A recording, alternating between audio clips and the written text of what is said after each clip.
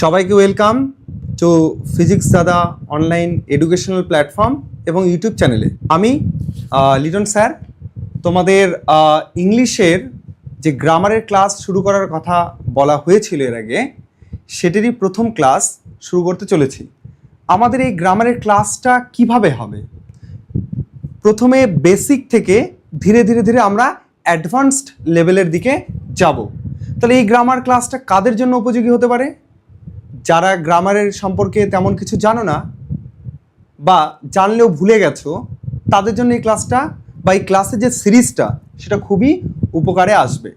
বিশেষ করে যারা গ্রামারের শুরুর দিকে তেমন কিছু শেখনি বা শিখতে পারোনি বা শিখলেও ভুলে গেছো, ক্লাস 7-এরও কাজে লাগতে পারে, 8, 9, 10 প্রত্যেকের কাজে লাগতে পারে, ইনফ্যাক্ট 11-12-এরও লাগতে পারে। তবে কিছু যেগুলো বেসিক, যেগুলো ক্লাস যেগুলো শুরুর দিকে থাকবে সেগুলো হয়তো লাগবে না, পরেরগুলো লাগবে। তাহলে আমাদের এই বেসিক ক্লাস থেকে অ্যাডভান্সের দিকে এগোতে গেলে কি কি আমাদের এখানে করানো হবে? টেন্স থেকে শুরু করে, ভয়েস থেকে শুরু করে, ন্যারেশন, ডিগ্রি থেকে শুরু করে, ক্লজ, ফ্রেজ, ফ্রেজাল ভার্ব থেকে শুরু করে আরও সিম্পল কমপ্লেক্স কম্পাউন্ড যে সেন্টেন্সগুলো রয়েছে সেগুলো কি করে শিখতে হয়, মানে কি করে গঠন করতে হয়, জয়নিং কি করে করতে হয়, সব ধরনের গ্রামারগুলো ধীরে ধীরে ধীরে ধীরে শেখানো হবে। তো তাই তোমরা যদি এই চ্যানেলটিকে ফলো করতে থাকো তাহলে সময় মতো তোমরা এই পরপর যে সিরিজের ভিডিওগুলো সেগুলো পেতে থাকবে। তো আজকে যে আমাদের বেসিক ক্লাসের, দেখো বেসিক তো অনেক কিছু থেকে স্টার্ট করা যেতে পারে। তোমার নাউন প্রোনাউন থেকে স্টার্ট করা যেতে পারে, সেটা থেকে না করে একটা লেভেল থেকে স্টার্ট করি, টেন্স থেকে। হ্যাঁ, সেটা টেন্স থেকে স্টার্ট করার পরে সমস্ত ধরনের গ্রামারগুলো একটু শেখার পর যদি প্রয়োজন হয় তাহলে আবার নাউন প্রোনাউন অ্যাডজেক্টিভ ওগুলো নিয়ে ডিসকাশন করা যেতে পারে। তো যাই হোক, সময় নষ্ট করে আমরা শুরু করি। দেখো, আজকের ক্লাসের যেহেতু মেন টপিক হচ্ছে আমাদের টেন্স। টেন্স হচ্ছে, টেন্স মানে তোমরা হয়তো জানো ক্রিয়ার কাল। ক্রিয়ার কালটা কি বা টেন্সটা কি? টেন্স মানে ধরো কোনো একটা ঘটনা বা কাজ সেটা বর্তমানে হচ্ছে না হয়, না অতীতকালে হয়ে গিয়েছিল, না অতীতকালে হতে চলছিল, বা যে অতীতকালে কমপ্লিট হয়েছিল, এই জিনিসগুলো বোঝাবে। কিংবা যদি আমরা ফিউচারের কথা বলি, ভবিষ্যতে সেটা ধরো ভবিষ্যতে হবে না হতে থাকবে, এই যে এগুলো বোঝার যে ব্যাপার, যে নিয়মের মধ্যে দিয়ে আমরা বুঝতে পারি, সেটাকে আমরা টেন্স বলবো। দেখো, ধরো যদি আমি একটা এক্সাম্পলের মধ্যে দিয়ে বলি, তাহলে ধরো আমি ভাত খাই, এটা বর্তমান কালকে বোঝানো হচ্ছে। আমি ভাত খাই, নর্মাল ম্যাটার, সাধারণ ব্যাপার, বর্তমানে খাই, খাবো, এরকম অর্থে। এবার ধরো যদি আমি বলি আমি ভাত খেয়েছিলাম, আমার খাওয়া তো কমপ্লিট হয়েছিল, সেটা অতীতকালে। ধরো আমি বললাম যে আমি ভাত খাবো, এখনো তো খাওয়া হয়নি, যেটা ভবিষ্যৎকালে বা সামনে যে সময় আসছে সেই সময়ে খাবো। তো এই যে সেন্টেন্সগুলো, কখনো প্রেজেন্ট টেন্স, কখনো পাস্ট টেন্স, কখনো ফিউচার টেন্স, সেগুলো কি করে শিখবো, কি করে সেগুলোকে ট্রান্সলেশন করতে হয়, বা শেখার নিয়মগুলোই বা কি, সেগুলো জানার জন্য আমাদের টেন্সটা ডিটেলসে শিখতে হবে। এবার টেন্স যে কোনো গ্রামারের হচ্ছে আমাদের ভিত্তিস্তম্ভ। যে কোনো গ্রামার বলতে ইংলিশ গ্রামারের ক্ষেত্রে বলছি, টেন্সটা হচ্ছে ভিত্তিস্তম্ভ। টেন্স যদি আমাদের ভালো করে না শেখা থাকে তাহলে আমরা গ্রামার ঠিকঠাকভাবে আন্ডারস্ট্যান্ড করতে পারবো না বাকিগুলো। যেমন ধরো টেন্সের উপর ডিপেন্ড করে ভয়েস, ন্যারেশন, ডিগ্রি বা সিম্পল কমপ্লেক্স কম্পাউন্ড, সব কিছু টেন্সের উপরেই ডিপেন্ড করে থাকে। মানে টেন্স যদি আমাদের ধারণা ক্লিয়ার থাকে তাহলে সেগুলো অনেকটাই আমাদের বুঝতে সহজ হবে। আর যদি টেন্সের ধারণা বা কনসেপ্ট ক্লিয়ার না থাকে তাহলে বাকি জিনিসগুলো আমাদের বুঝতে খুবই অসুবিধা হবে বা ঠিকঠাক গ্রামার করতেই পারবো না। তো সেই জন্যই এই টেন্সের ক্লাসটা গুরুত্বপূর্ণ আজকে। তো দেখা যাক কতটা করা যায় টেন্সের ক্লাসে, আজকের এখানে ফার্স্ট ক্লাসে। দেখো, টেন্স করতে হলে আগে আমাদের এই যে 4-5টা জিনিস এখানে মার্ক করা আছে সেগুলো শিখতে হবে। মানে পার্সন কি, পার্সন মানে পুরুষ, পুরুষ মানে হচ্ছে পুরুষ মহিলা এরকম নয় কিন্তু। হ্যাঁ, এখানে সাবজেক্ট বা কর্তা, তাকে বোঝানো হচ্ছে। এই পার্সনটা শিখবো। 2 নাম্বার শিখবো নাম্বার। নাম্বার মানে হচ্ছে বচন, বচন মানে হচ্ছে সংখ্যা বোঝাবে, সেটা শিখবো। 3 নাম্বার শিখবো হচ্ছে ভার্ব। দেখো, ভার্বের তো বিশাল বড় একটা এরিয়া রয়েছে, যতটুকু টেন্সের জন্য স্টার্টিং লেভেলে প্রয়োজন সেটা আমরা এখানে শিখব। নেক্সট রয়েছে হচ্ছে সাবজেক্ট বা কর্তা, সেটা সম্পর্কে জানবো। বাক্যের সাবজেক্ট বা কর্তা সম্পর্কে জানার পর আমরা জানবো অবজেক্ট বা কর্ম সম্পর্কে। হয়তো তোমরা বাংলায় এই সাবজেক্ট, অবজেক্ট, ভার্ব মানে ক্রিয়া, কর্ম বা কর্তা এগুলো সম্পর্কে তোমরা পড়েছো, সেগুলো একটু ইংলিশের সঙ্গে রিলেট করে শিখতে থাকো, দেখতে থাকো। দেখো, তাহলে আমরা প্রথমে পার্সন সম্পর্কে একটু জানি। পার্সনটা কি? পুরুষ। পুরুষটা কি? বাক্যে যে ক্রিয়ার কাজ সম্পন্ন করে বা যার সম্বন্ধে কিছু বলা হয় তাকে পার্সন বা পুরুষ বলা হয়। মানে ধরো বাক্যে যে ক্রিয়ার কাজটা করছে, যে বাক্যের কর্তা, সেই হচ্ছে আমাদের পার্সন। তাহলে কি করে? ক্রিয়ার কাজ সম্পন্ন করে। তাহলে আমাদের হচ্ছে এই জিনিসটা মাথায় রাখতে হবে যে পার্সন কি করে? ক্রিয়ার কাজ সম্পন্ন করে। আর কি করে? বা যার সম্বন্ধে কিছু বলা হয়, বা যার সম্বন্ধে কিছু বলা হয় তাকে পার্সন বা পুরুষ বলে। এই পার্সন বা পুরুষ হলো বাক্যের সাবজেক্ট বা কর্তা। ইয়েস, এই জিনিসটা মাথায় রাখতে হবে। এই পার্সন বা পুরুষই হলো বাক্যের সাবজেক্ট বা কর্তা, যে কাজ করে। আর পার্সন বা পুরুষের জন্যই বা পার্সনের কারণেই ভার্বের রূপের পরিবর্তন হয়, ভার্বের রূপের পরিবর্তন হয় এই তোমার হচ্ছে পার্সন বা পুরুষের জন্য। তাহলে পার্সন বা পুরুষটা কি, একটা দুটো এক্সাম্পলের মধ্যে আমরা দেখি। ধরো এক্সাম্পল লিখলাম, 1 নাম্বার, আই ইট রাইস। এটা একটা সেন্টেন্স,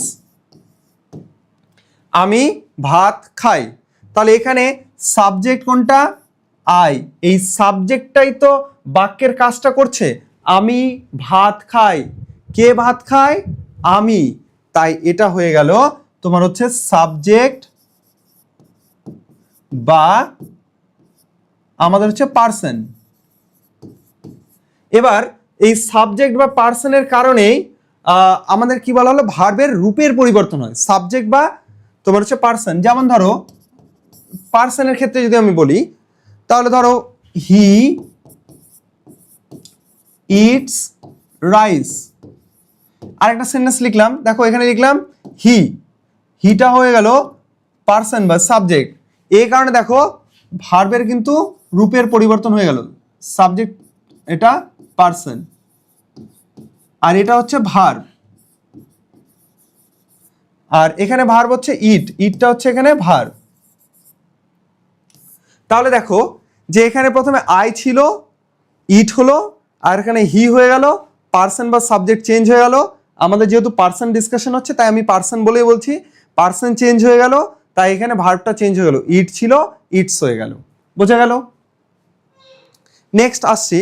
এবার দেখো পার্সনকে কয় ভাগে ভাগ করা যায়, কি কি সেগুলো সম্পর্কে একটু বলি।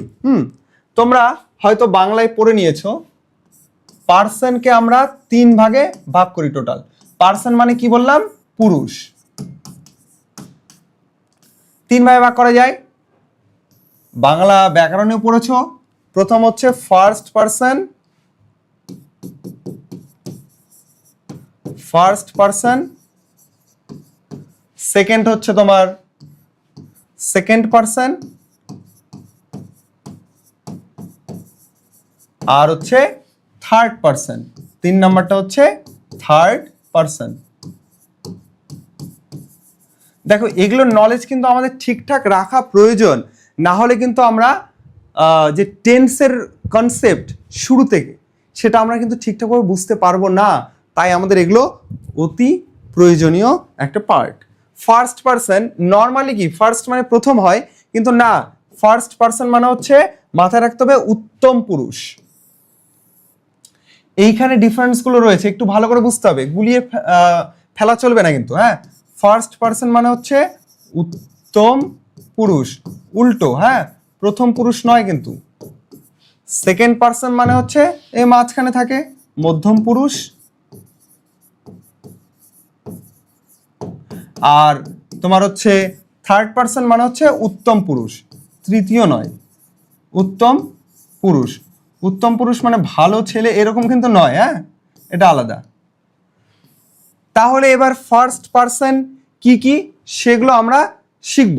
ফার্স্ট পার্সন বলতে আমি, আমরা সম্পর্কিত যে শব্দগুলো, ওয়ার্ডসগুলো, সাবজেক্টগুলো সেটাই বোঝানো হচ্ছে ফার্স্ট পার্সনের মধ্যে। যেমন ধরো আমি এখানে শর্টে লিখে দিই আমি আমরা, তাহলে সম্পর্কিত কি লিখব? আমি আমরা সম্পর্কিত। আমি আমরা সম্পর্কিত, এটা হচ্ছে তোমাদের first person.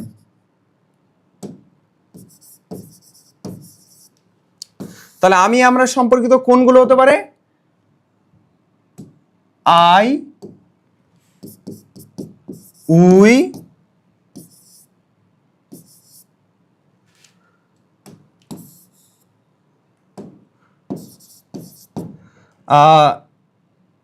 My, mine, our, ourselves, এগুলো আরো অনেক আছে।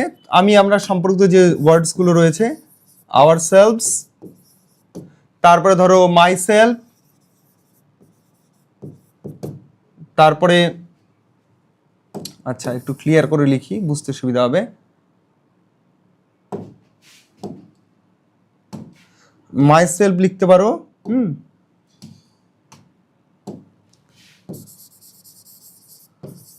মাই সেলফ, তারপরে ধরো আস, এগুলো ইত্যাদি আর লেখার দরকার নেই। মানে আমি আমরা সম্পর্কিত যে শব্দগুলো রয়েছে সেটা আমাদের ফার্স্ট পার্সন বা উত্তম পুরুষের মধ্যে পড়ছে। সেকেন্ড পার্সনের মধ্যে কি পড়ছে? তুমি তোমরা সম্পর্কিত যে শব্দগুলো রয়েছে, তাহলে তুমি তোমরা সম্পর্কিত, তুমি তোমরা সম্পর্কিত যে শব্দগুলো রয়েছে সেটা হচ্ছে মধ্যম পুরুষ বা সেকেন্ড পার্সনের মধ্যে পড়ছে। তাহলে সেগুলো কি কি তুমি তোমরা সম্পর্কিত বলতে গেলে? ধরো ইউ, ইউ মানে তুমি, ইয়োর, তারপরে ধরো ইয়োর সেলফ, এই ওয়ার্ডসগুলো যেগুলো রয়েছে, ইয়োর সেলফ, ইয়োর সেলফ হতে পারে, আবার সেলফসও হতে পারে, ডিপেন্ড করছে। ইয়োর সেলফ হলে একজনকে বোঝানো হচ্ছে, আর ইয়োর সেলফস মানে হলো অনেকজনকে বোঝানো হচ্ছে, ইয়োর্স, এগুলো ইত্যাদি। এটা হচ্ছে আমাদের সেকেন্ড পার্সন। তাহলে থার্ড পার্সন বা উত্তম পুরুষের ক্ষেত্রে কি কি? আমি আমরা তুমি তোমরা বাদ দিয়ে বাকি যে তোমার হচ্ছে কর্তা হবে বা যে বাকি যে ওয়ার্ডস হবে, শব্দ হবে, সেগুলো হচ্ছে আমাদের উত্তম পুরুষ। তাহলে আমি আমরা,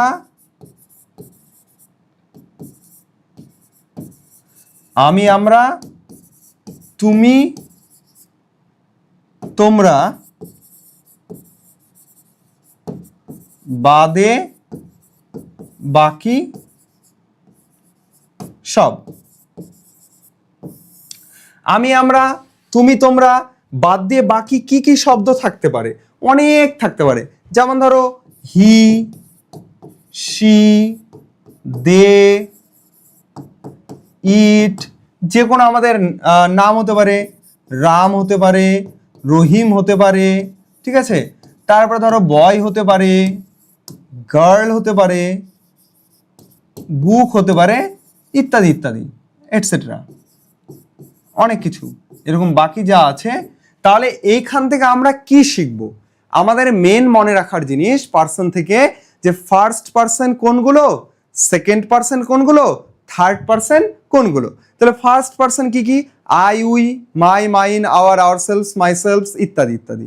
সেকেন্ড পার্সন তুমি তোমরা সম্পর্কিত সেগুলো কি কি? ইউ, ইয়োর, ইয়োরসেলফস, ইয়োরসেলফ, ইয়োর্স, এগুলো। আর থার্ড পার্সন বা উত্তম পুরুষ কোনটা? আমি আমরা তুমি তোমরা বাদ দিয়ে বাকি সব। সেগুলো কি হতে পারে? হি, শি, ইট, দে, রাম, তারপরে যে কোনো নাম, মানে তোমার হচ্ছে রহিম, বয়, গার্ল, বুক, বটল, তারপর তোমার হচ্ছে রুম, যা যা আছে সেগুলো সব আমাদের থার্ড পার্সনের মধ্যে পড়ে। এইটুকু আমাদের এখানে মনে রাখতে হবে। আশা করি বুঝতে পেরেছো। এবার পরেরটা দেখো, এখানে আরেকটা জিনিস লিখি যে আমাদের সাবজেক্ট কি কি হতে পারে সেন্টেন্সের। হ্যাঁ, সাবজেক্ট আমরা পরে আসছি যদিও, তবু এখানে কেন প্রয়োজন এই জন্য বলছি। আমাদের সাবজেক্ট হতে পারে নাউন অথবা প্রোনাউন। এক নাম্বার হতে পারে নাউন বা বিশেষ্য, আর হচ্ছে দুই নাম্বার হচ্ছে প্রোনাউন। এটা সাবজেক্ট পার্টে লিখলে ভালো হতো, যাই হোক এটা বুঝে যাবে আশা করা যায়। সর্বনাম। তাহলে এই যে নাউন, নাউনটা সবসময় এটা আমাদের হচ্ছে থার্ড পার্সনে হয়। থার্ড পার্সনের ক্ষেত্রে আমাদের হচ্ছে নাউনটা থার্ড পার্সনের কর্তা হিসেবে ব্যবহার করা হয়। আর প্রোনাউন, প্রোনাউন আমাদের তোমাদের হচ্ছে প্রোনাউন কিন্তু আমাদের ফার্স্ট আর সেকেন্ড পার্সনের ক্ষেত্রে ব্যবহার করা যেতে পারে। থার্ড পার্সন হতে পারে। প্রোনাউন হচ্ছে ফার্স্ট পার্সন, সেকেন্ড পার্সন ও থার্ড পার্সন, তিনটার ক্ষেত্রে কিন্তু আমরা ব্যবহার করতে পারি। কিন্তু মাথায় রাখতে হবে যে নাউন, সে নাউনটা শুধুমাত্র থার্ড পার্সনে ব্যবহার করা হয় নাউনটার ক্ষেত্রে। এগুলো কি, এগুলো ডিটেলসে যখন টেন্স করানো হবে তখন তোমরা আরো ধীরে ধীরে ব্যাপারটাকে ক্লিয়ার হয়ে যাবে। তো নাউন আমাদের থার্ড পার্সন হয়। যেমন ধরো এইখানে আগে দেখালাম, দেখো এখানে কোনো নাম আছে নেই, সেকেন্ড পার্সনে কোনো নাম আছে নেই, কিন্তু এই যে থার্ড পার্সনে রাম লিখলাম, রহিম লিখলাম, এই নামগুলো মানে নাউনগুলো থার্ড পার্সনে হয়। আরও আছে, বিউটি হতে পারে, তোমার হচ্ছে কোনো জায়গা হতে পারে, কলকাতা হতে পারে, মুর্শিদাবাদ হতে পারে, এটসেট্রা। এগুলো সমস্ত থার্ড পার্সনের মধ্যে আসবে। বোঝা গেল? নেক্সট আসছি আমাদের বচন বা নাম্বার বা সংখ্যা। তোমরা বাংলায় পড়েছো বচন বা নাম্বার বলতে সংখ্যা বোঝায়। তাহলে বচন বা নাম্বারের সংজ্ঞাটা কাকে বলে, এগুলো খুব হালকা আলোচনা করে আমরা এগোতে থাকবো। হ্যাঁ, যে নাউন বা প্রোনাউন দ্বারা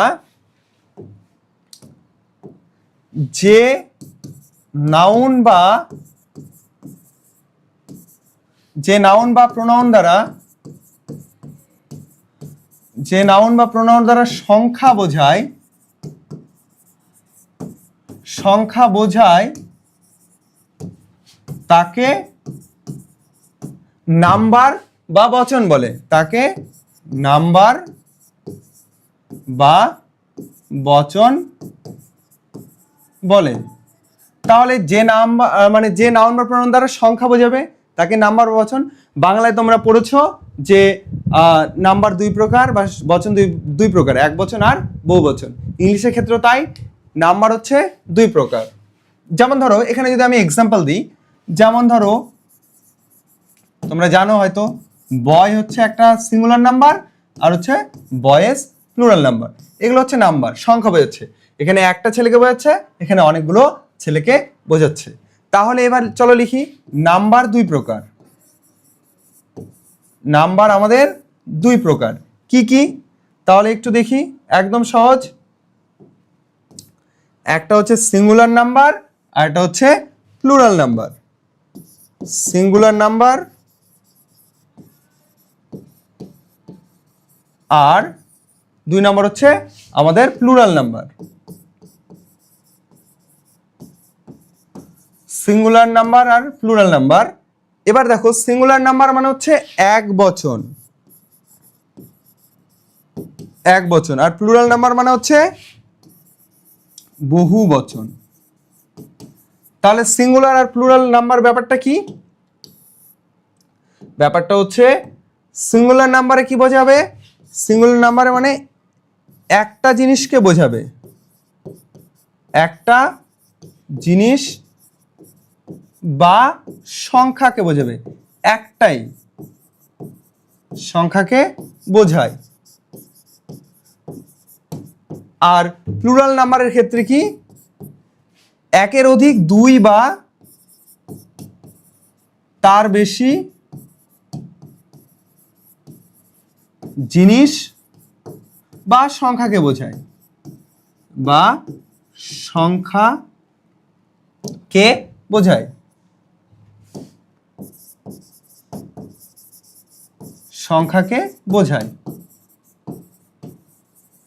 তাহলে একদম সহজ। এটা তোমরা ছোটবেলায় শিখে নিয়েছো, জাস্ট একটু ইংরেজি গ্রামার শেখার আগে একটু দেখে নেওয়া।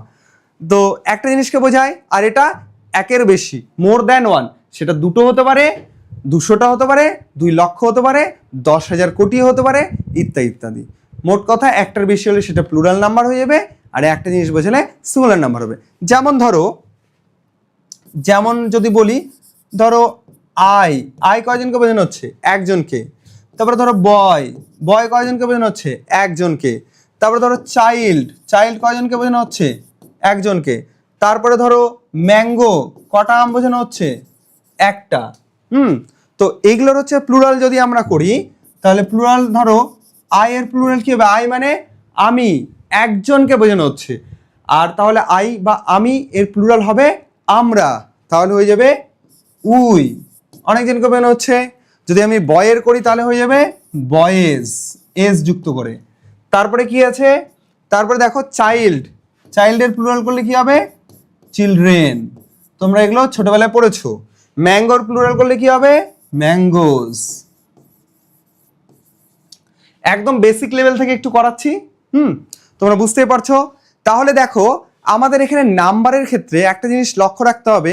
কিছু ক্ষেত্রে দেখো আই থেকে উই হলো, কোনো রকম কোনো চেঞ্জ হলো না। চেঞ্জ বলতে কোনো রকম কোনো চেঞ্জের যে একটা মানে সূত্র কিভাবে পরিবর্তন হচ্ছে সেটা ক্লিয়ার করে বোঝা যাচ্ছে না।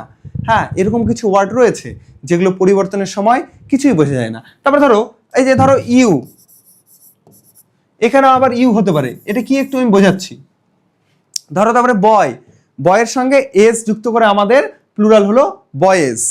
আর তারপরে দেখো ম্যাঙ্গো, ম্যাঙ্গোর সঙ্গে ইএস যুক্ত করে প্লুরাল হলো ম্যাঙ্গোজ। আবার দেখো চিলড্রেন, সরি চাইল্ড হলো সিঙ্গুলার, তার সঙ্গে আর ইএন যুক্ত করে প্লুরাল হলো চিলড্রেন। আবার দেখো ইউ সিঙ্গুলার, আবার ইউটা প্লুরাল। এই ব্যাপারগুলো কি? তাহলে ব্যাপারগুলো নর্মাল সেন্সে আমরা ভাববো যে সিঙ্গুলার নাম্বারের সঙ্গে এস বা ইএস যুক্ত করে প্লুরাল নাম্বার করা হয়, এটা আমাদের ম্যাক্সিমাম ক্ষেত্রে। এবার কিছু ক্ষেত্রে এক্সেপশনাল রয়েছে, যেমন ধরো ধরো হচ্ছে চিলড্রেন, চাইল্ড থেকে তৈরি চিলড্রেন, তাহলে এখানে ধরো চাইল্ড, এখানে কি যুক্ত হলো? আর ই এন, চিলড্রেন। তারপরে দেখো ইউ, ইউ থেকে ইউই থাকলো, সিঙ্গুলারও যা প্লুরালও তাই। তারপরে ধরো শিপ, শিপ মানে হচ্ছে ভেড়া, শিপ মানে একটা ভেড়াও বোঝানো হয়, আবার হচ্ছে অনেকগুলো ভেড়াও বোঝানো হয়, একই, কোনো রকম কোনো চেঞ্জ হলো না। তারপরে ধরো টুথ, টুথ মানে হচ্ছে দাঁত, তাহলে দেখো এটাকে চেঞ্জ করে হয়ে গেল টিথ। কখনো আবার ওই তোমার হচ্ছে মাঝখানের যে ভাওয়েল রয়েছে সেগুলো আবার চেঞ্জ করেও পরিবর্তন করা যায় বা প্লুরাল করা হয়, ঠিক যেমন ফুট থেকে হয় ফিট, এভাবে আমরা নাম্বার চেঞ্জ করি। তো যাই হোক, আর বেশি ডিটেলসে নাম্বারে যাচ্ছি না। এবার আসছে ভার্ব, ভার্ব বা ক্রিয়া। ভার্ব বা ক্রিয়া সম্পর্কে আমাদের জানতে হবে। আচ্ছা, এখানে ভার্ব বা ক্রিয়া সম্পর্কে জানার আগে আরেকটা জিনিস আমরা একটু মাথায় রাখতে হবে, আমাদের মোস্ট ইম্পর্টেন্ট বিষয়, যেটা আমাদের টেন্সের ক্ষেত্রে একদম প্রয়োজন, এটা মুখস্থ রাখতে হবে তোমাদেরকে, না হলে কিন্তু মুশকিলে পড়বে। সেটা কি? সেটা হচ্ছে থার্ড পারসন সিঙ্গুলার নাম্বার। আমাদের নাম্বার হয়ে গেল, পার্সনও পড়া হয়ে গেল, থার্ড পারসন সিঙ্গুলার নাম্বার। এই জিনিসটা কিন্তু আমাদের মাথায় রাখতে হবে। থার্ড পারসন সিঙ্গুলার নাম্বারের মধ্যে কি কি পড়ছে সেটা একটু ঠিকঠাক করে লিখে রাখতে হবে। থার্ড পারসন আমরা কি শিখলাম? থার্ড পারসন মানে হচ্ছে আমি, আমরা, তুমি, তোমরা বাদ দিয়ে বাকি সবগুলো। তাহলে বাকি সব কি কি হতে পারে? যে কোনো নাম, হি, সি, ইট, দে, রাম, শ্যাম, রহিম, তারপর তোমার হচ্ছে আরও যে কোনো নাম, কোনো জায়গার নাম, কলকাতা, বুনিয়াদপুর, মালদা, তারপর তোমার হচ্ছে মুর্শিদাবাদ, এগুলো সব কিছু হতে পারে। তাহলে থার্ড পারসন হয়ে গেল। এবার সিঙ্গুলার নাম্বার হতেই হবে, মানে একটা সংখ্যা বোঝাবে, তাহলে সেটা সিঙ্গুলার নাম্বার। তাহলে সেগুলো কি কি বসছে? যেমন ধরো হি, হিটা আমরা কি জানলাম? Third person as well as singular number, মানে third person plus singular number. She, এটাও দেখো থার্ড পারসন সিঙ্গুলার নাম্বার। তারপর ধরো যদি আমরা দে লিখি, দেটা তো থার্ড পারসন, তারা, কিন্তু সিঙ্গুলার নাম্বার কি না, সিঙ্গুলার নাম্বার নয়, তাহলে এটা হয়ে যাবে আমাদের কাটা, এটা দেটা নয়। তাহলে আর কি কি হতে পারে? যে কোনো আমরা হি, সি, ইট হতে পারে, ইট মানে ইহা, থার্ড পারসন সিঙ্গুলার নাম্বার। তারপরে ধরো বয় হতে পারে, গার্ল হতে পারে, তারপরে যে কোনো নাম হতে পারে, রাম হতে পারে, রহিম হতে পারে, আরো নাম লিখলাম না, কোনো জায়গার নাম হতে পারে, যেমন লিখছি মালদা, বা ধরো কলকাতা, এগুলো নাম হতে পারে, আরো অনেক কিছু আছে। ইত্যাদি। তাহলে এইগুলো আমাদের একটু মাথায় রাখতে হবে, টেন্স করার ক্ষেত্রে খুব কাজে লাগবে। ঠিক আছে, he she it, boy girl, Ram Rahim, Malda, Buniadpur, Kolkata etcetera, আরো অনেক কিছু আছে। ঠিক আছে, কিন্তু সিঙ্গুলার নাম্বার এই জিনিসটা মাথায় রাখতে হবে, সিঙ্গুলার নাম্বার আর থার্ড পারসন কেন কি লাগবে পরবর্তী যখন টেন্স করানো হবে তখন এগুলো বুঝতে পারবে। নেক্সট আসছি আমরা ভার্বে।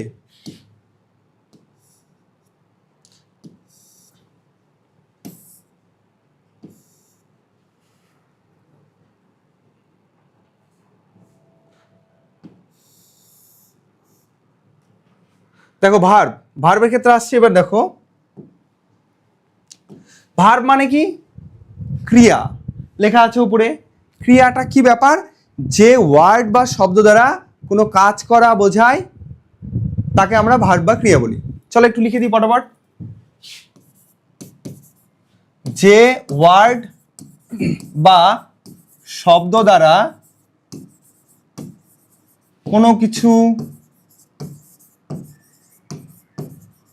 কোনো কিছু হওয়া বা কাজ করা বোঝায় তাকে ভার্ব বা ক্রিয়া বলে, তাকে ভার্ব বা ক্রিয়া বলে। তাহলে ভার্ব বা ক্রিয়া বলতে আমরা যে ওয়ার্ডের মধ্যে দিয়ে কোনো কাজ করা বোঝায় সেটা। তাহলে এক্সাম্পল হিসেবে লিখতে গেলে, যেমন ধরো এক্সাম্পল হিসেবে আমরা কি লিখতে পারি, গো লিখতে পারি। গো মানে কি জানি, যাওয়া, তাহলে এটা কাজ করা বোঝাচ্ছে যাওয়া। তারপর ইট লিখতে পারি, ইট মানে কি, খাওয়া। তারপর ধরো লিখতে পারি আমরা আরো অনেক আছে, গিভ, তারপর টেক, হাজার হাজার আছে, রিফ্লেক্ট, তারপর ধরো am, is, are, was, were, have, has, ও এগুলো লিখলে শেষ নেই, অনন্ত ইত্যাদি। এগুলো হচ্ছে আমাদের ভার্ব, এগুলো দ্বারা কাজ করা বোঝায়। তাহলে যে ওয়ার্ড বা শব্দ দ্বারা কোনো কিছু হওয়া বা কাজ করা বোঝায় তাকে আমরা ভার্ব বলি। যেমন go, eat, give, take, reflect, am, is, are, was, were, have, has, had, আরও সুইম, তারপরে ড্রিঙ্ক, তারপরে তোমার হচ্ছে থ্রো এটসেট্রা, অনেক আছে। এগুলো হচ্ছে আমাদের ভার্বের এক্সাম্পল। নেক্সট আমরা ভার্ব পড়ার আগে মানে ভার্বের পরে আরেকটা বিষয় আমাদের একটু জানতে হবে। ভার্ব তো বিশাল বড় একটা চ্যাপ্টার, তো যেহেতু টেন্স আমরা স্টার্ট করব আমাদের প্রথম টার্গেট, তাই ভার্বের অত বড় ডেফিনেশন বা ভাগ যেগুলো মানে তোমার হচ্ছে বিভিন্ন ধরনের ভার্ব রয়েছে সেগুলোতে না গিয়ে যতটুকু আমাদের টেন্সের জন্য প্রয়োজন সেইটুকু একটু দেখি। দেখো সেইটুকু যদি অর্থে ভাবি তাহলে ভার্বকে আমরা দুই ভাগে ভাগ করতে পারি। একটা হচ্ছে মেন ভার্ব বা প্রিন্সিপাল ভার্ব, একটা হচ্ছে আমাদের প্রিন্সিপাল ভার্ব বা এই ভার্বের আরেকটা নাম রয়েছে মেইন ভার্ব। আরেকটা রয়েছে অক্সিলারি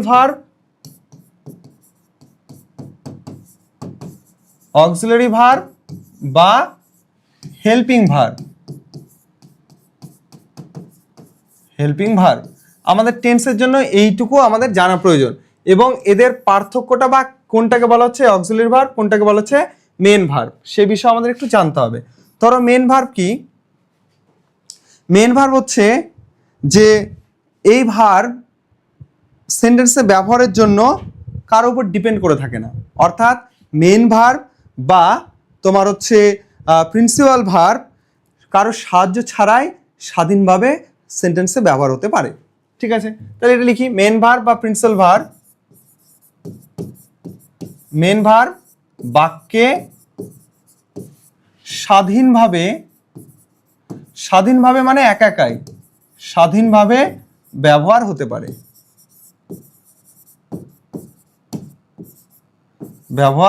পারে,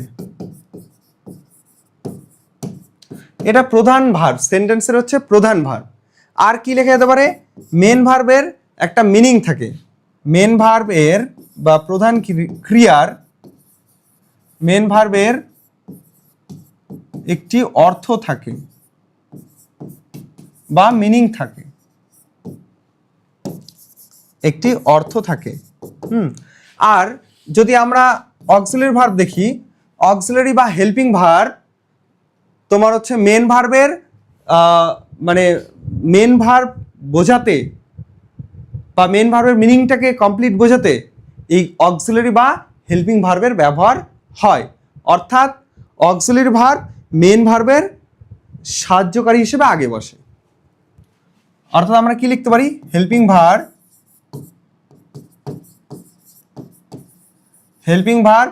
মেন ভার্বের আগে মেন ভার্ব এর পূর্বে সাহায্যকারী হিসেবে বসে।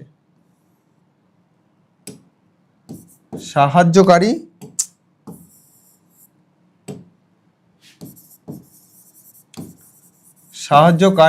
হিসেবে বসে।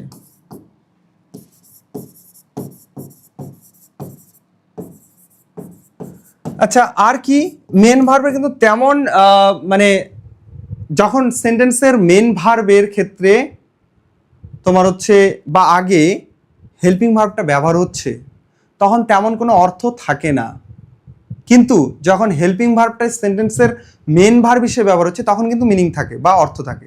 সেটা আমরা পরে ধীরে ধীরে শিখব। তাহলে আমরা এখানে লিখতে পারি হেল্পিং ভার্ব এর তেমন অর্থ থাকে না। কখন সেটা?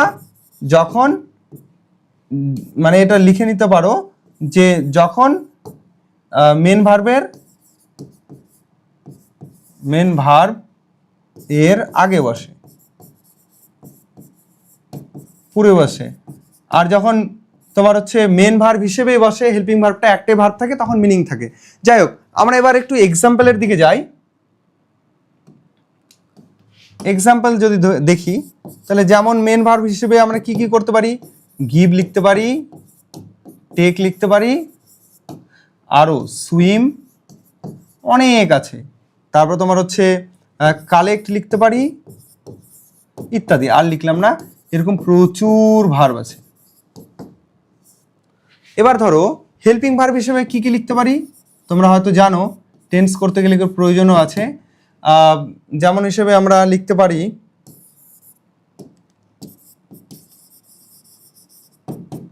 am, is, are, was, were, have, has, had, shall, will, আরো অনেক আছে ইত্যাদি। তাহলে এগুলো আমাদের হচ্ছে হেল্পিং ভার্ব আর এটা হচ্ছে আমাদের মেন ভার্ব। তবে এখানে এত কিছুর এগুলোর মধ্যে যেটা সব থেকে বেশি প্রয়োজন বা মনে রাখার, যে মেন ভার্ব কোনগুলো আর হেল্পিং ভার্ব বা প্রিন্সিপাল ভার্ব, মেন ভার্ব বা প্রিন্সিপাল কোনগুলো আর হচ্ছে হেল্পিং ভার্ব বা অক্সিলারি ভার্ব কোনগুলো, সেটা আমাদেরকে শুধু এখানে মনে রাখতে হবে, তাহলেই হবে। কি কি আমাদের যে কোনো ধরনের আমরা যে ভার্বগুলো পড়ছি, ধরো give, take, swim, collect, reflect, love, take, care, এগুলো অনেক ভার্ব আছে এগুলো। আর হচ্ছে হেল্পিং ভার্ব কি কি মধ্যে পড়ছে, am is are, was were, have has had, shall, will, need, ought, must, এগুলো অনেক রয়েছে, সেগুলো আমরা এখন আর ডিটেলস যাচ্ছি না। তাহলে আমাদের এইখানে ভার্বের এই দুটো জিনিসটা আমাদের মাথার মধ্যে রাখতে হবে। নেক্সট হচ্ছে সাবজেক্ট আর হচ্ছে অবজেক্ট, এই দুটো একটু পড়তে। আচ্ছা চলো তোমরা আরেকটু এক্সাম্পল দিয়ে দিই, আর একটু ক্লিয়ার হয়ে যাবে। একটা সেন্টেন্সে তোমার হচ্ছে মেন ভার্ব বা সেন্টেন্সের এক্সাম্পল দিই, তাহলে একটু ক্লিয়ার ধারণা হবে। ধরো এরকম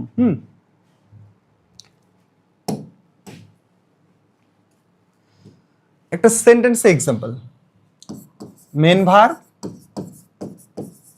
আর হচ্ছে হেল্পিং ভার্ব।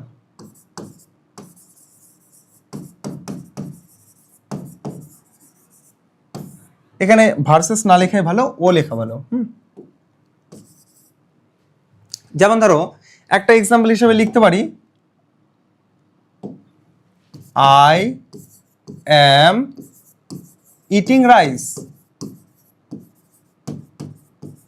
এই যে লিখলাম, এই অ্যামটা হলো এখানে হেল্পিং ভার্ব আর ইটিংটা হলো main verb.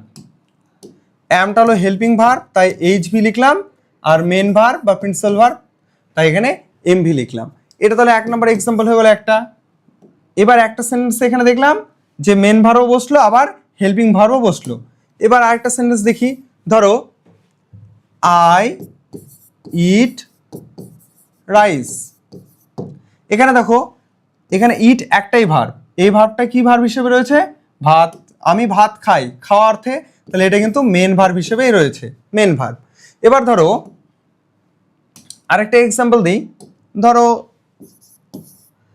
I am a student.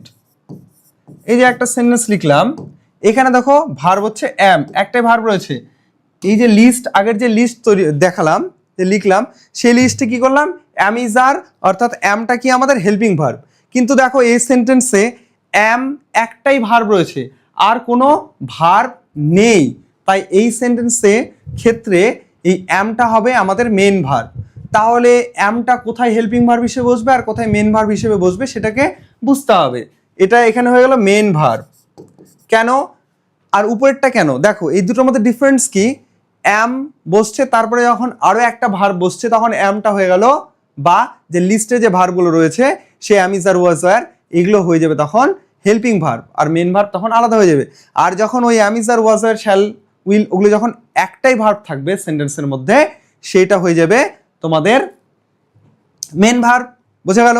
এবার একটা জিনিস এখানে মাথায় রাখতে হবে যে ভার্ব ছাড়া সেন্টেন্স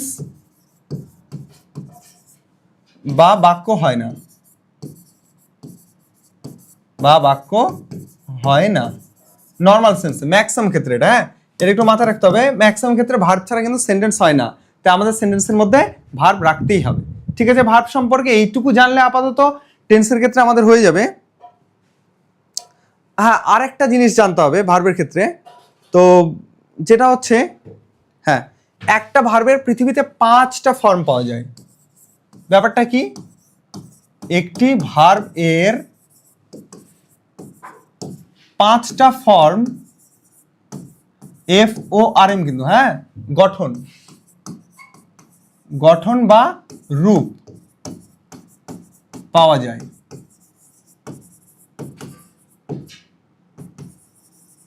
একটা ভার্বের 5টা ফর্ম বা রূপ বা গঠন পাওয়া যায়। কিরকম? ধরো এই জিনিসটা আমাদের মাথায় রাখতে হবে কিন্তু, 5টা কিরকম আমি একটু বলছি। ধরো আমরা একটা এক্সাম্পল লিখলাম ইট।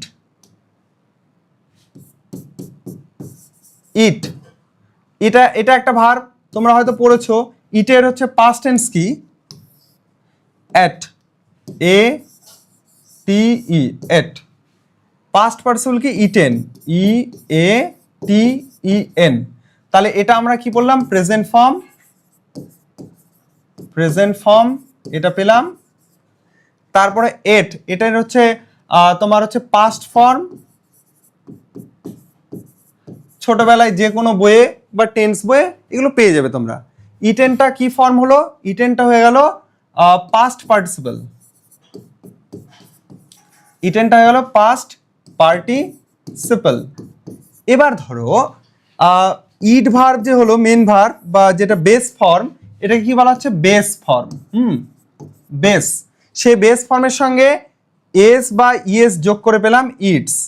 এস বা ইএস, এখানে কি করলাম? এস অবলিক কোথাও কোথাও ইএস যোগ করতে হয়, যোগ করে বা যুক্ত করে এটা তৈরি করা হলো। এবার দেখো বেস ফর্ম ইট, তার সঙ্গে আইএনজি যোগ করে পেলাম আমরা, এটা হচ্ছে আরেকটা আইএনজি যোগ করে। এই যে পৃথিবীতে এই যে ইট ভার্বের এই 5টাই ফর্ম রয়েছে, তাহলে এই ইট ভার্বটাকে আমরা যদি এবার নামকরণ করি, তাহলে এটাকে লিখব 1V, এটাকে লিখব 2V, এটাকে লিখবো 3v, এটাকে লিখছি আমরা 4v, এটাকে লিখছি আমরা 5v। অর্থাৎ যেটা আমরা প্রেজেন্ট ফর্ম বা বেস ফর্ম পাচ্ছি তার নাম্বারিং করছি 1 নাম্বার ভার্ব, যেটা আমরা সেকেন্ড ফর্ম বা আমরা পাস্ট ফর্ম হিসেবে পাচ্ছি বা পাস্ট টেন্স হিসেবে, এটাকে আমরা পাস্ট টেন্সও লিখতে পারি, পাস্ট টেন্স লিখতে পারি, এটা টেন্সও লিখতে পারি, সেটার হিসেবে আমরা পেয়েছি এটাকে সেকেন্ড ফর্ম। আর ইটেন এটা হয়ে যাচ্ছে আমাদের পাস্ট পার্টিসিপল, সেটাকে third 3 number verb, third V 3v। আর ইটস এস বাই এস যুক্ত করে হচ্ছে আমাদের 4v 4 নাম্বার ভার্ব। এবার ইটিং আইএনজি যুক্ত করে আমাদের রয়েছে 5 নাম্বার ভার্ব। ঠিক এক্সাম্পল আরেকটা এইভাবে আমি একটু তোমাদের করিয়ে দেখাই, তাহলে ধারণাটা তোমাদের অনেকটাই ক্লিয়ার হবে। সাপোজ ডু ভার্ব আমরা যদি নিই, তাহলে ধরো ডু ভার্ব নিলাম, তাহলে ডু ভার্বের আমরা এখন 5টা ফর্ম করব। ধরো ডু, এটা আমরা পড়লাম 1v, এটা হচ্ছে প্রেজেন্ট ফর্ম। তারপরে টেন্সে পড়েছি আমরা ডিড, এটা হচ্ছে পাস্ট টেন্স, তাহলে এটা হলো 2v। তারপর ধরো ডান, ডু ডিড ডান আমরা পড়ে নিয়েছি, এটা হলো 3v। এবার ডু ভার্বের সঙ্গে এস বা ইয়েস, এখানে তো ইয়েস যুক্ত হবে, এটা হয়ে যাবে আমাদের 4v। ঠিক তেমনই ডু ভার্বের সঙ্গে আইএনজি যোগ করব, করে হয়ে গেল এটা 5v। আশা করি বোঝা গেল। চলো আরেকটা যদি আমি করি, কাট ভার্ব লিখি, সিইউটি, কাট। কাটের 3টা ফর্ম আমরা পড়েছি, কাট কাট কাট, আমরা ছোটবেলায় পড়েছি যে কোনো বইয়ে। তাহলে কাটের এটা বেস ফর্ম, এটাকে নামকরণ করলাম 1v, এটা হবে 2v। আর কাটের হচ্ছে পাস্ট পার্টিসিপল 3v। কারণ আমরা কাটের যে কাট ভার্ব, কাটা, 3টে ফর্মই একই ধরনের পাই, কাট কাট কাট। তাই এটা হয়ে গেল 1, এটা 2, এটা 3। এইবার আমাদের হচ্ছে 4 নাম্বার ভার্ব তৈরি করতে গেলে কি করব, এস যুক্ত করে করলাম, তাহলে এটা হয়ে গেল 4v, কাটস। এইবার তোমার হচ্ছে কাট ভার্বের সঙ্গে আইএনজি যুক্ত করব, কিন্তু এখানে ডবল হয়ে যাবে, ডবল টি হয়ে যাবে, এটা হয়ে যাবে 5v। ডবল টি কেন হলো, কারণ শেষের বর্ণটা বা লেটারটা যদি কনসোনেন্ট থাকে, তার আগেরটা যদি ভয়েল থাকে, তাহলে শেষের ভয়েলটা ডাবল হয়ে যায়। আরেকবার রিপিট করছি, শেষেরটা কাট ভার্ব, কাট ভার্বের শেষেরটা কি আছে কনসোনেন্ট, তার আগেরটা ভাওয়েল ইউ, তাই শেষের কনসোনেন্টটা ডবল হয়ে যায় আইএনজি যোগ করার সময়। এটা গেল একটা। চলো নেক্সট আরেকটা করাই। ধরো গিভ ভার্ব যদি আমরা লিখি, গিভ ভার্বের আমরা এখন 5টা ফর্ম করব। তাহলে গিভটা হচ্ছে 1v, টেন্সে পড়েছি গেভ, গেভটা হচ্ছে 2v মানে পাস্ট টেন্সটা, আর ঠিক গিভেনটা হয়ে গেল 3v হলো। এবার গিভ ভার্বের সঙ্গে এস যুক্ত করে হয়ে গেল 4v, আর গিভ ভার্বের সঙ্গে আইএনজি যুক্ত করে হয়ে গেল 5v, গিভিং। কিন্তু স্পেলিংটা চেঞ্জ হয়ে গেল। স্পেলিংটা কি চেঞ্জ হয়ে গেল একটু দেখো, গিভ GIVE, এটার সঙ্গে আইএনজি যখন আমরা যোগ করছি তখন ইটা উঠে যায়, তখন ইটা উঠে যায় হয়ে গেল গিভিং। এই ইটা তখন উঠে যাবে আইএনজি করার সময়। এই জিনিসটা কিন্তু একটু মার্ক করে রাখতে হবে, হ্যাঁ, গিভিং। তাহলে তোমরা আমাকে কমেন্টে ভার্বের যে 5টা ফর্ম সেটা একটু লিখে দেখাবে। আমি তোমাদের কমেন্টে লেখার জন্য দুটো দিচ্ছি ভার্ব। 1 নাম্বার ভার্ব বা ধরো কি লিখবে, ইজি যদি তোমাদের দিই তাহলে নর্মাল যেগুলো তোমরা করো টেক, একদম টেক ভার্বের যে 5টা ফর্ম হয় সেটা আমাকে লিখে দেখাবে টেক ভার্বের। আরেকটা ভার্বের লিখে দেখাবে, আরেকটা ভার্বের ইজি যদি দিই তাহলে যেটা তোমরা সহজেই পারবে, ক্যাচ। এই দুটো ভার্বের যে 5টা ফর্ম তোমরা আমাকে কমেন্টে জানাবে, ঠিক আছে? এটা হয়ে গেল আমাদের ভার্বের পার্ট, এইটুকু জানলেই হয়ে যাবে। নেক্সট আসছে এবার সাবজেক্ট আর অবজেক্ট। সাবজেক্ট মানে হচ্ছে কর্তা, অবজেক্ট মানে হচ্ছে কর্ম। তাহলে সাবজেক্ট কাকে বলে, সাবজেক্ট আমরা যদি লিখি, ধরো এখানে সাবজেক্ট, সাবজেক্ট কি করে, যে বাক্যে ক্রিয়ার কাজ সম্পন্ন করে, যে ওয়ার্ড বা যে শব্দ লিখে দিতে পারে, হ্যাঁ, অত ডিটেলসে লিখছি না, চলো যে ওয়ার্ড, আচ্ছা লিখেই দিই, বা শব্দ বাক্যে ক্রিয়ার কাজ করে, ক্রিয়ার কাজ করে তাকে সাবজেক্ট বলে। সাবজেক্ট মানে ক্রিয়ার কাজ করে, ঠিক পার্সন, একদম পার্সনের মতোই। সাবজেক্ট তোমার হচ্ছে ভার্বকে কে দিয়ে প্রশ্ন করলে, কে দিয়ে প্রশ্ন করলে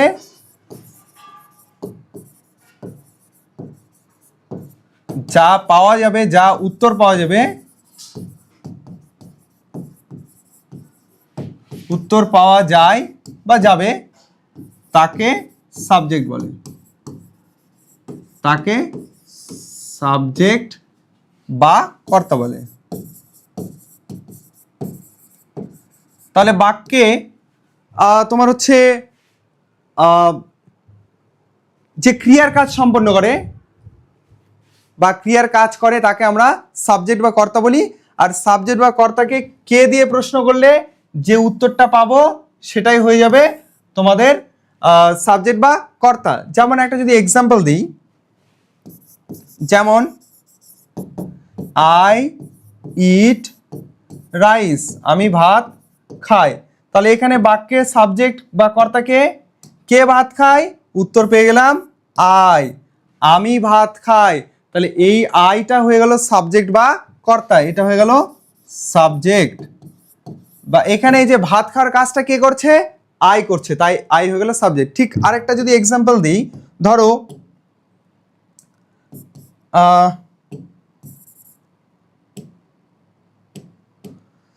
ধরো আরেকটা এক্সাম্পল, এটা 1 নাম্বার। 2 নাম্বার একটা এক্সাম্পল দিলে, he gives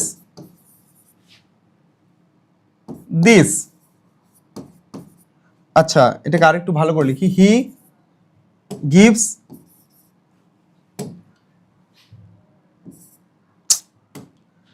gives me this, এটা একটা লিখলাম। তাহলে সে আমাকে এটা দেয়। তাহলে এখানে দেখো কে দেয়, সে দেয়। এখানে কে কাজ করছে, দেওয়ার কাজটা সে করছে, তাই হিটা হয়ে গেল এখানে সাবজেক্ট বা কর্তা। চলো এবার আমরা আসছি, পরেরটা হচ্ছে অবজেক্ট বা কর্ম। অবজেক্ট বা কর্ম, অবজেক্ট বা কর্ম কি, যে বাক্যে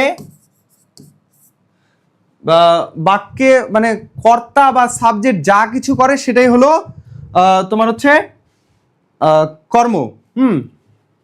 চলো ওইভাবে লিখি, ওটাই বেটার হবে। কর্তা বা সাবজেক্ট যা কিছু করে সেটি অবজেক্ট বা কর্ম। তাহলে সেন্টেন্সে সাবজেক্ট যা কিছু করে সেটাই অবজেক্ট বা কর্ম। বা তোমাদেরকে মনে রাখার জন্য আরেকটা ভালোভাবে মনে রাখতে পারো, ভার্বকে কি বা কাকে, বাংলা এগুলো পড়েছো, দিয়ে প্রশ্ন করলে, দিয়ে প্রশ্ন করলে যেটা উত্তর পাওয়া যায়, যেটি উত্তর পাওয়া যায়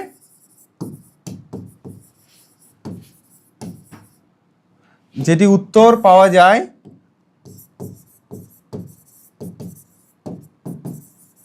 সেটি কর্ম, সেটি অবজেক্ট।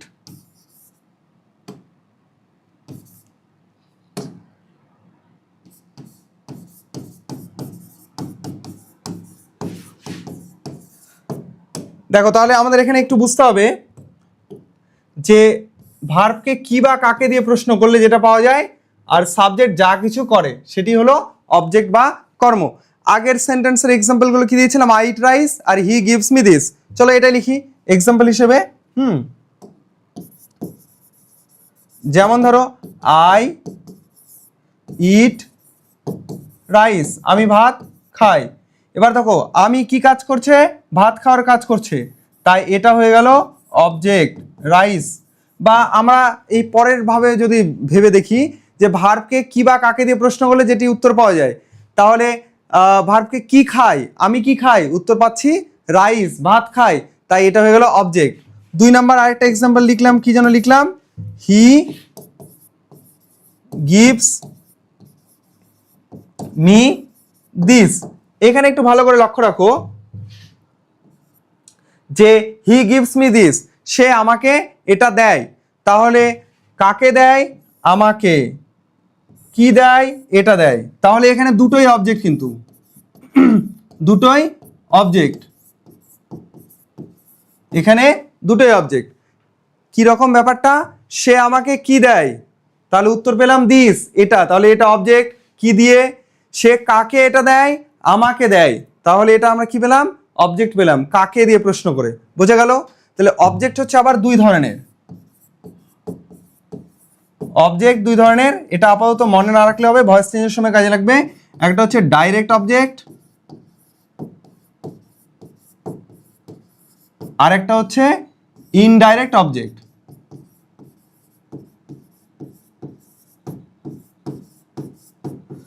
ডাইরেক্ট অবজেক্ট আর একটা হচ্ছে ইনডাইরেক্ট অবজেক্ট। এই যে এখানে আমরা দুটো অবজেক্ট পেলাম, সেই দুটোর মধ্যে একটা ডাইরেক্ট অবজেক্ট আছে আর একটা হচ্ছে ইনডাইরেক্ট অবজেক্ট আছে।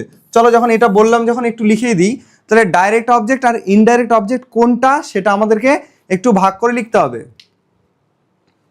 যে অবজেক্টের, এগুলো ভয়েস চেঞ্জ যখন সিরিজ চলবে তখন শেখানো হবে, জাস্ট এখানে আমরা একটু শুধু লিখছি, যে অবজেক্টের তোমার হচ্ছে প্রাণ আছে সেইটা হলো ইনডাইরেক্ট অবজেক্ট, তাহলে এটা হলো মিটা হলো এই অবজেক্টের পার্টে বসছে, আর যে অবজেক্টের প্রাণ নেই সেটা হলো ডাইরেক্ট অবজেক্ট। এইভাবে আপাতত বুঝে থাকো। তো এটা যখন ভয়েস চেঞ্জের সিরিজ চলবে বা অন্যান্য যখন আরও গ্রামার চলবে, তখন আমরা এই ডাইরেক্ট ইনডাইরেক্ট অবজেক্ট নিয়ে অনেক বেশি আলোচনা করব। তো আজকে এই অবধি থাক, এরপর দিন আমরা ডিরেক্ট টেন্সে নিয়ে আমরা আলোচনা করব। আশা করি বুঝতে পেরেছো। যদি কোনো বুঝতে অসুবিধা হয় তোমরা একটু কমেন্টে জানিও। আর তোমরা এই চ্যানেলটাকে অবশ্যই ফলো করতে থাকো পরপর ভিডিওর সিরিজগুলো পাওয়ার জন্য, কারণ একটার সঙ্গে আরেকটা ভিডিও কানেক্টেড থাকবে। যদি একটা মিস করে যাও তাহলে পরেরটা হয়তো ঠিকঠাকভাবে বুঝতে নাও পারতে পারো। ঠিক আছে, দ্যাটস অল টুডে।